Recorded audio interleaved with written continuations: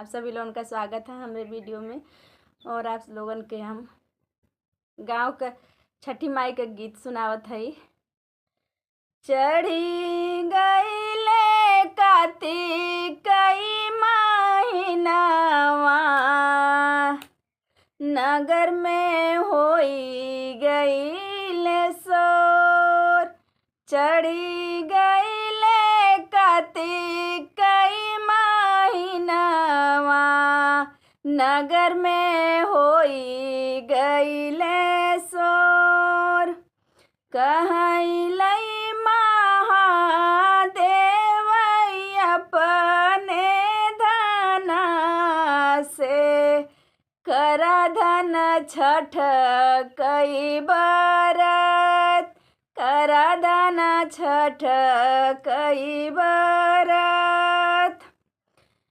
कहलई कवन बाबू अपने अम्मा से, करायम्मा छठ कई बरत, करायम्मा छठ कई बरत।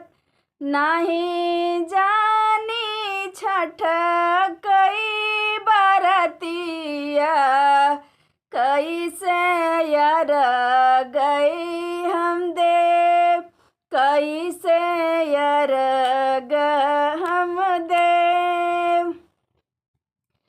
नहीं जानी छठ कई बरतिया, कैसे दौरा सजब, कैसे दौरा सजब।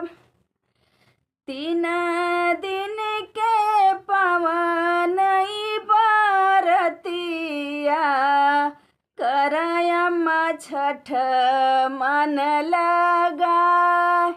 3 दिन कई कठिन बरतिया, करायम्मा छठी मन लगा। एक दिन भूखिया साँझ बरतिया, दूसरे दिन जइहा छठी घाट, दूसरे दिन जइहा छठी घाट। साँझे कई दिया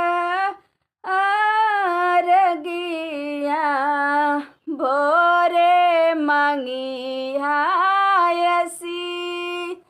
साँझे बेला दिहा मैया अरगिया, भोरे मंगिहा यसीस। 5 पुत्र एक धियवा, धियवा मंगिहा जरूर, धियवा मंगिहा जरूर। का होई है 5 पुतवा, का होई है पतो, काऊ होई है पतो। का होई है एक धियवा, का होई है दमाद। सभवा के शोभा 5 पुतवा, बहुर सोया के सिंगार, बहुर सोया कई सिंगार।